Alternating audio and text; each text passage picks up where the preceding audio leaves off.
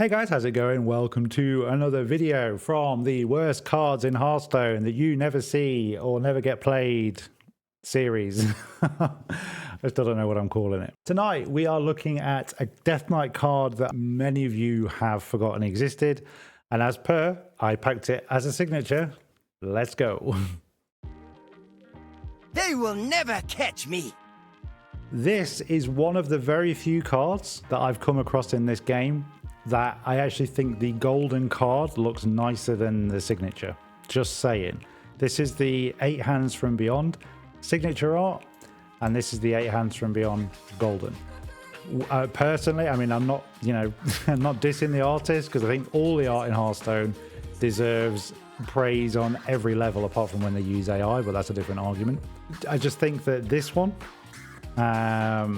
is nicer than this one. No disrespect to Ivan, this is amazing, it really is, but I do think this one just speaks a little bit more of what the card is personally. But there you go, that's just, again, I couldn't draw either of these things, no disrespect intended, it's just my personal preference. Moving on, the 8 Hands from Beyond came to us in the Great Dark Beyond set, and it is basically just a tool to aim with the ultimate downfall of your opponent. So there are quite a lot of decks that have got quite strong mid-range cards.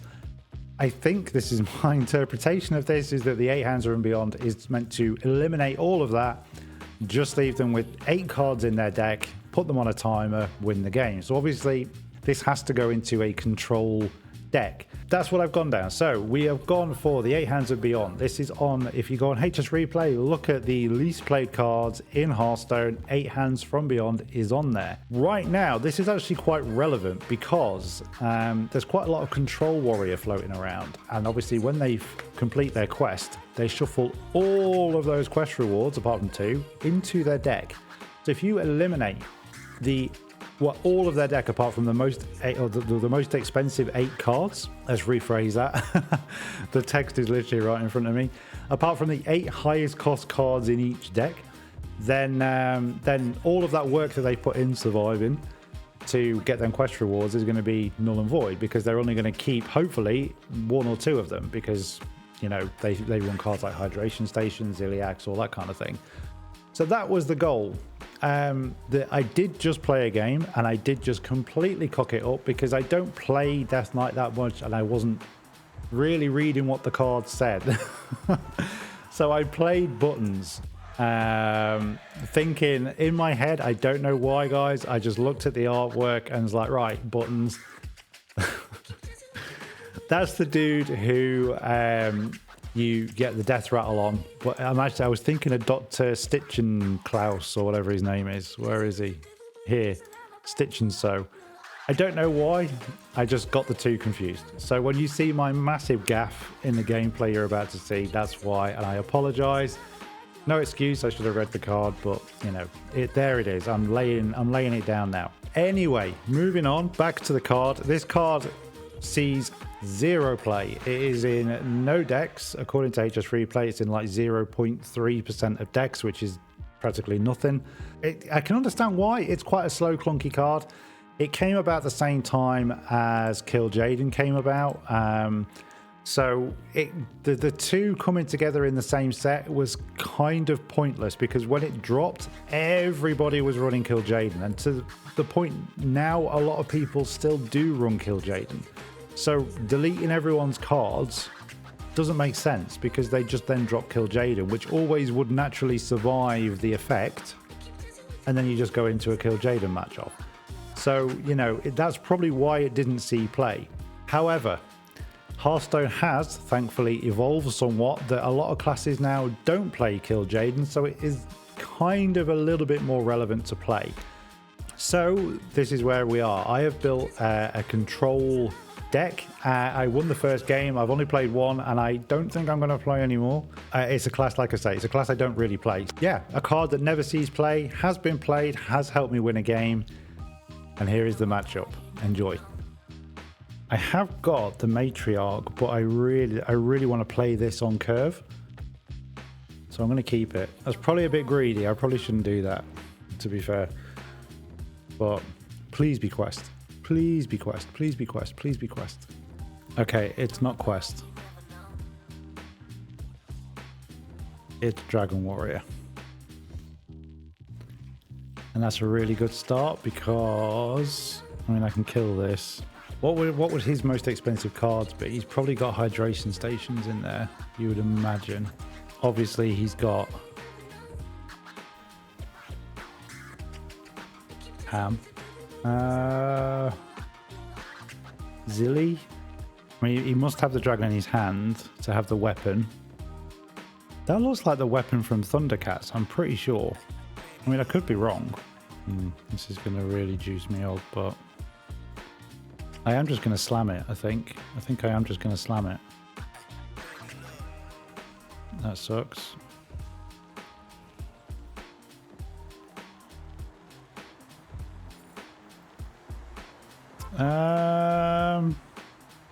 Sure.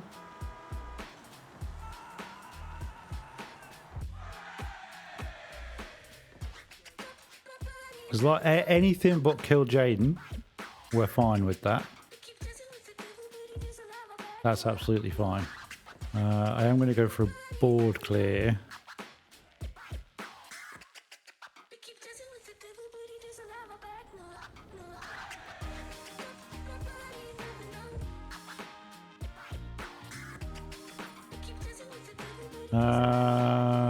Another board clear, why not?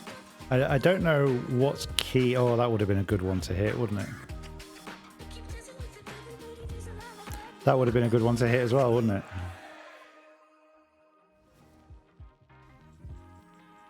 I am going to play into that though.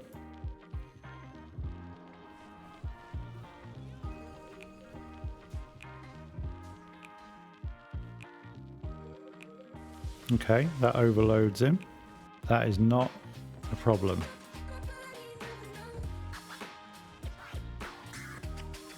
And this has got charge. I'll take that. And then what else am I doing? Not much. I'm just going to do that. Do we think he's got kill Jaden? Let's see why he would. Interesting that he won't face there. He's now going to play hydration station. He can't hit my kill Jaden. Oh, Fire Rock's fine.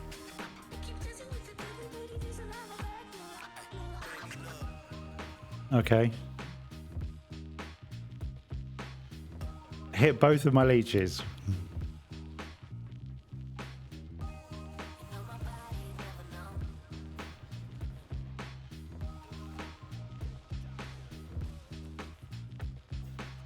He's out of cards. Boom! Go on, draw him some more. Draw him some more.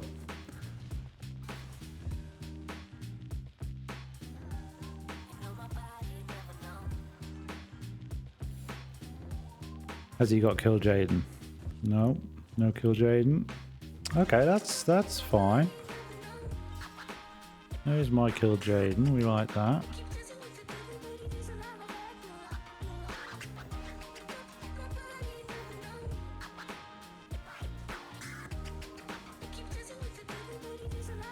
I'm just going to keep going face, hit him on the bonds. I'm not actually that bothered now about what he eats. That was, yeah, that's fine. Three die. There, that's just 3 damage. So if I do that, and then that, and then that.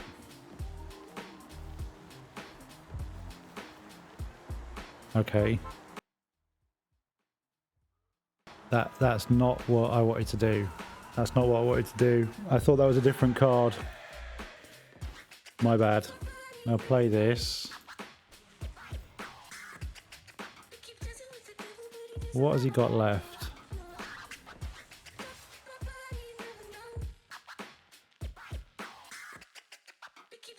Okay. Let's go for an 8/8.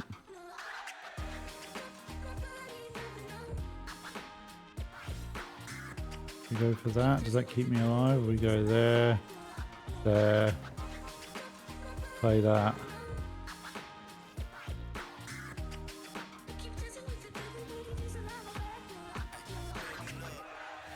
And he's dead next turn. Okay, I misplayed this so badly.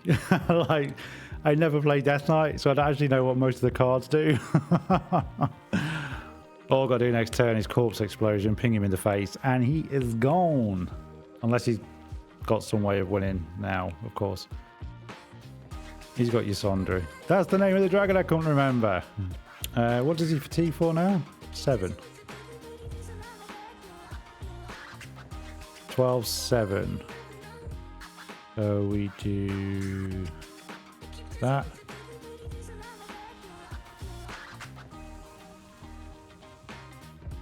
That.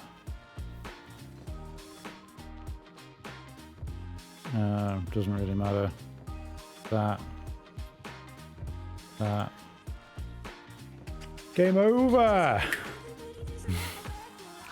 So you would have now hopefully just watched me completely get through that on a wing and a prayer, because like I say, I'm an idiot and didn't read the card text. But the win was the same either way. Now, there are a multitude of ways that we could have gone about building this deck. I literally just threw a load of cards together. The only ones I really gave any kind of thought to were the trying to tutor for my 8 hands from beyond, because obviously I wanted him to win the game. So I've got Maldar in here. Maldar is in here because we want to try and cheat out the 8 hands as soon as possible. So that's why Maldar was in here. And I've also got Nightmare Lord Xavius as well. Again, because we want to try and tutor for our 8 hands from beyond, because we want to get that played as soon as possible. As soon as that's played, that puts our opponent on the back foot. Unless they've got Kill Jaden, you just have to hope and pray they don't. But like I say, most decks at the moment aren't running Kill Jaden. Warriors are, Priest aren't anymore. Paladins that are floating around, they're not. Most Shamans that I've played lately, they're not either. So there is a good chance that 8 hands will massively disrupt your opponent in some way, shape or form. Headless Horseman is another card that doesn't really see that much play according to the list on HS Replay, which surprised me because I actually thought it was quite a strong card. In fact, one of the other weakest cards according to HS Replay was Frostmourne.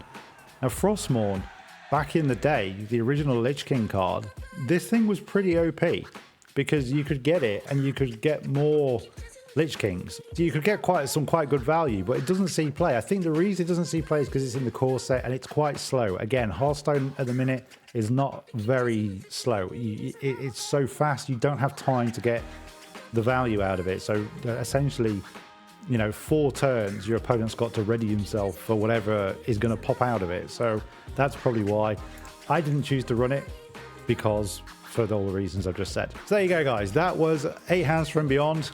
I am not playing it again unless I do make another Death Knight deck with all of the cards on HS Replay in the sort of bottom 30, of the least played cards. There's quite a few Death Knight ones.